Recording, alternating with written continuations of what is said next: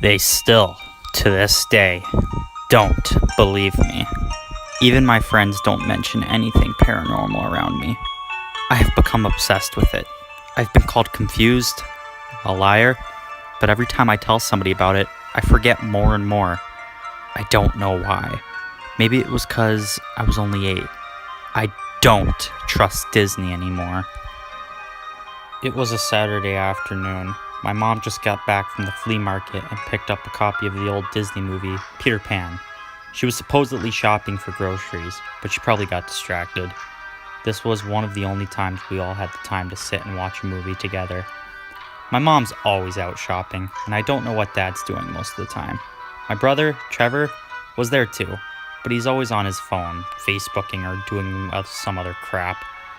I was the only one excited to watch this movie, so we all sat down on the living room floor. I put the movie in the VCR. The screen was a little fuzzy, but then the previews started rolling. It was just some old Disney movie previews, but then something a little peculiar happened. On the title screen, it had the roof of the house like in the original movie, but Wendy, John, Peter, and the dog were all sleeping on the roof in the air. Ignoring it, we played the movie. It was the same as it would have been until it came to the part where Peter's shadow came into the room. When it landed on the floor of the room, Wendy looked at it, as she does in the movie, when the camera started to pan out to the sky. Then the most terrifying thing happened. As it panned out, you could hear Wendy's blood-curdling scream. My dad, panicking, went to the VCR and took out the tape as soon as it went wrong. He told us it was just glitching, then told us to go to bed. Trevor and I, scared shitless, slowly went to bed. I slept on the bottom bunk and he slept on the top. We both stayed up all night, too paranoid to go to sleep. About 3 hours after we laid down, Trevor was too tired to stay up, but I could not go to sleep. Being only 8, I started to sing my favorite song, "A Day in the Life" by the Beatles, to help me fall asleep. Soon enough, I did, but my dreams were filled with the horrific screams of Wendy and what Peter's shadow might have done to her. Morning came fast and my mom and dad told Trevor and I not to tell anybody about the movie. As hard as it was, we didn't. When we were on our way home, we both thought we were being followed. We just ignored it because we thought it was just paranoia. We had a pretty normal afternoon. After our dinner, we both went to bed. Being not as paranoid or as scared as yesterday, we were both able to get some sleep. But then, I woke up at about 12:30 a.m. I heard something. It jingled, and was fairly quiet.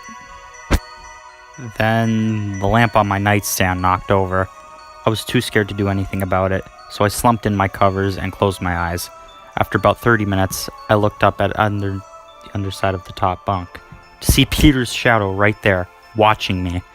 I ran from my bed as fast as I could to my parents' bedroom, them reassuring me and telling me it was just a dream. I still refused to sleep in my room, and of course, I ended up sleeping in their room for the night. Sleeping with my parents, I always had great night's sleep, but when I woke up, the most disturbing thing ever happened to me. I was sleeping in the middle of a desert, alone with the shadow. Terrified, I ran away from it, only to find a 75-foot drop. The shadow was hacking into my brain. Possessed, I hopped off the drop only to figure out that it was all a dream. It felt so real. There's no way that this could have just been a dream. That night, I slept in my room with my brother again. After going through some counseling the following day, I'd never been so unafraid of anything my whole life. I tried waiting for the shadow to appear on the other side of the bed so I could confront it, but I got too tired and fell asleep. Waking up in the middle of the night for the same reason I did the night before, I looked to see the shadow watching me. I then reached out to where the knife of the shadow would be. I got a migraine and stopped. I looked at the head of the shadow and stared. Then, becoming conscious, I crawled into a ball under my covers. I started singing "A Day in the Life" to calm me and forget everything that I had to do with this nightmare. Then I noticed I wasn't the one singing it. Trevor started crying, and I ran out of my bunk and turned on the light. Trevor crying, I looked at the underside of the top bunk to see a red piece of paper crumpled up in a ball. I opened it. 13.5/6 is what it said in curly letters. I don't know what this monster wanted, but it got it, because Trevor was never able to speak again.